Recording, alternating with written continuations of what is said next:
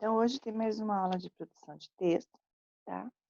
A gente viu na última aula alguns assuntos que abordavam o texto dissertativo argumentativo, né? Que principalmente a coesão e a coerência, né? Você deve lembrar que a coesão trabalha com a parte da gramática, né? Que seria a preocupação e a colocação certa dos conectivos, né? Que ligam as orações, a colocação dos pronomes certos, colocação de advérbios, né? Então, isso seria a parte da coesão. E a coerência, que é a parte da lógica, né? A sequência de ideias, né? Que forma todo um texto. Né? Mas ainda tem alguns níveis de coerência que a gente precisa dar destaque neles, né? Para a gente dar continuidade num texto narrativo, tá? Então, os níveis da coerência, vocês vão ver mais ali para frente, que eu tenho coerência narrativa, vou ter uma coerência argumentativa, figurativa, temporal e espacial, tá? Então, ali, coerência e o texto com macroestrutura. A coerência relaciona-se com a inteligibilidade do texto, né? O que é inteligibilidade? Clareza, né? Um texto claro, objetivo, tá? Texto coerente são resultados de um plano definido que requer ideias ordenadas e ligadas de maneira clara e lógica. Sem coerência, é impossível alcançar um texto.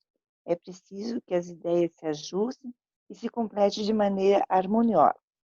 Então, a coerência vem para estabelecer uma unidade sem contradição. Né? Então, é como se fosse um quebra-cabeça, né? A gente vai juntando as peças, né?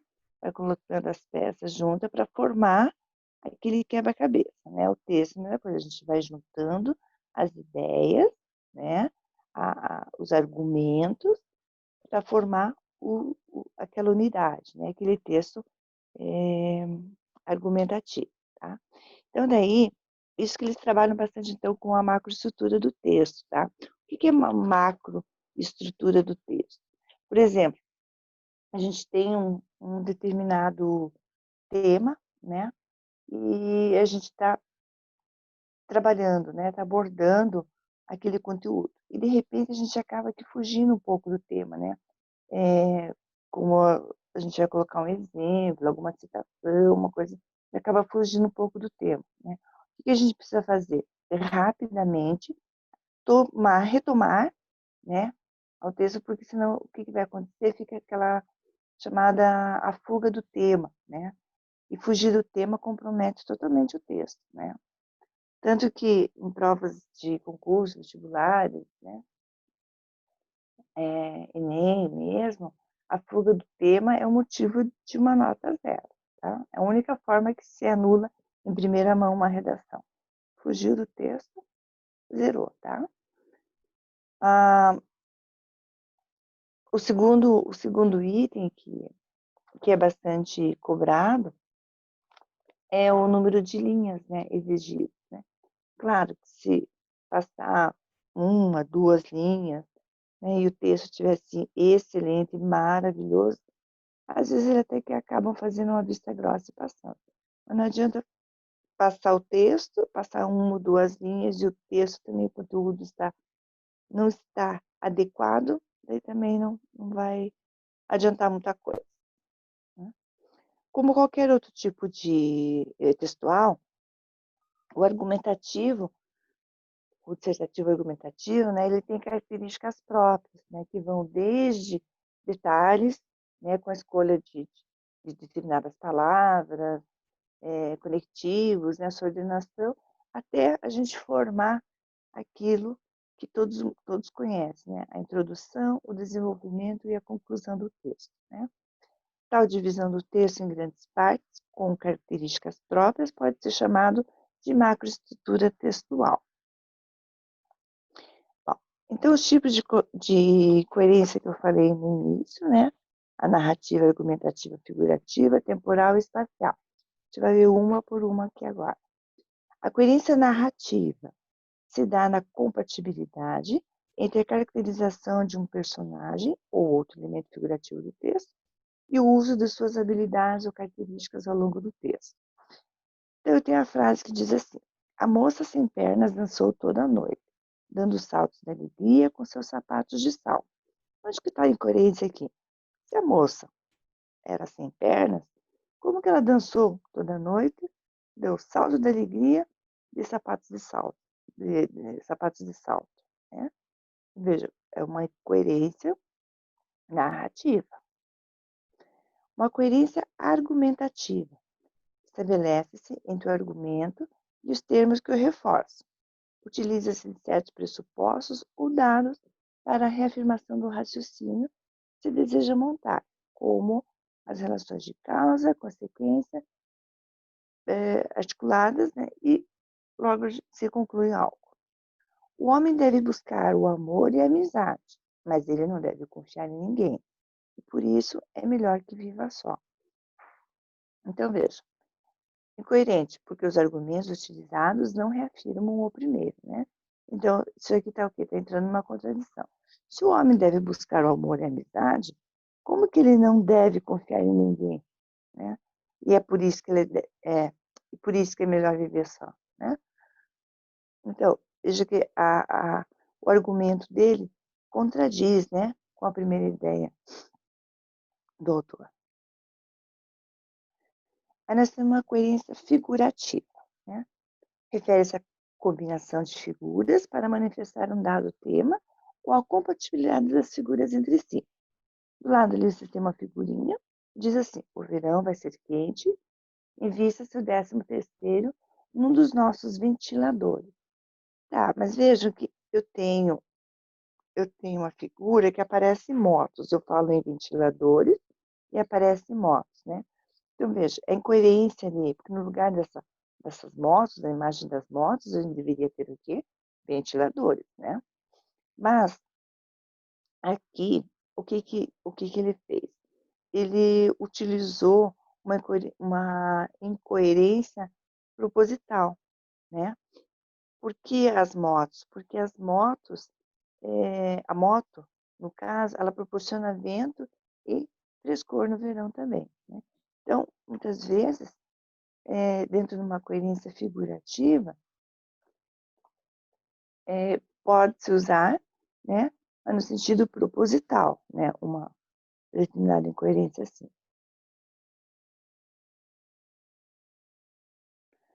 A coerência temporal consiste na continuidade da narração dos fatos em uma ordem temporal.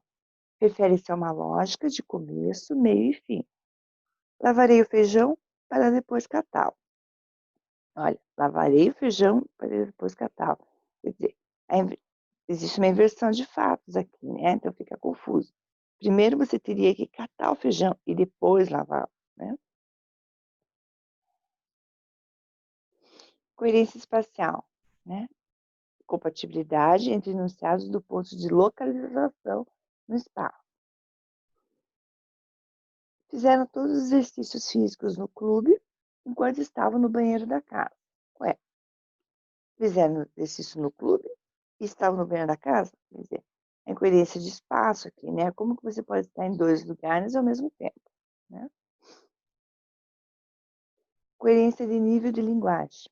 Compatibilidade entre personagem e receptor e seus respectivos níveis de linguagem. Vossa Excelência, larga de roubalheira. Já chega, né, meu compadre? Dirigiu-se ao presidente da República. A incoerência de nível de linguagem aqui, porque eu começo o texto, né, com uma linguagem formal, Vossa Excelência, e depois eu utilizo uma linguagem totalmente informal, né, meu compadre? Claro, se eu começar um texto com uma linguagem formal, ele tem que continuar, eu vou continuar me referindo à pessoa, né, formalmente, e não informal, né?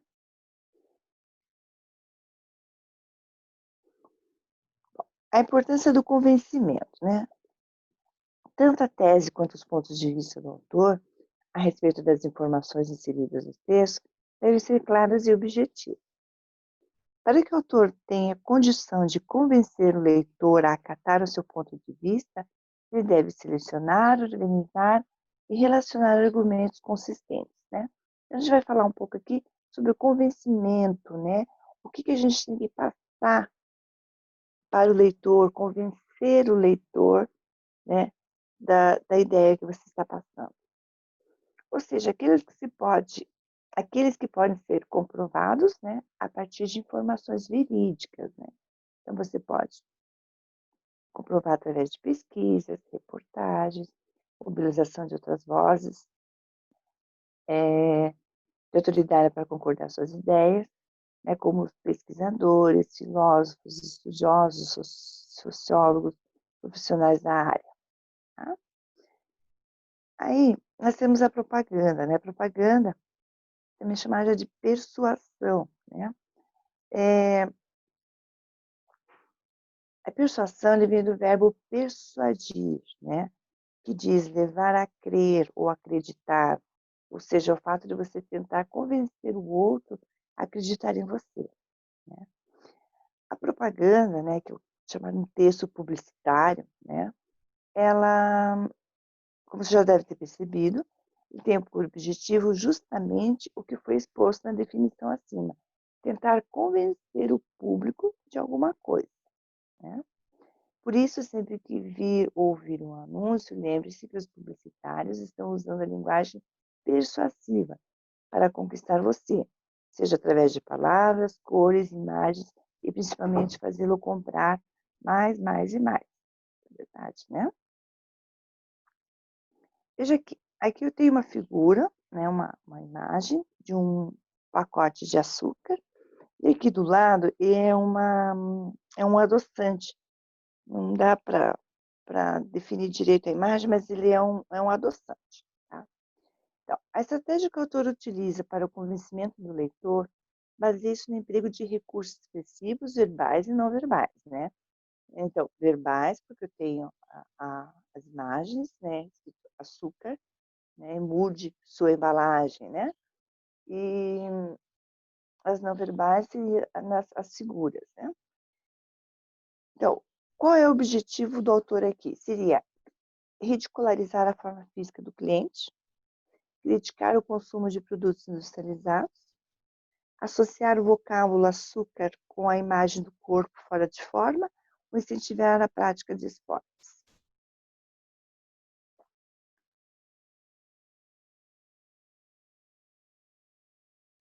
Hum.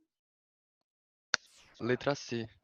É associar o vocabulário açúcar à imagem do corpo fora de forma, né? Então, que o açúcar engorda, né? Então, ele não precisa escrever tudo aquilo que o açúcar engorda, que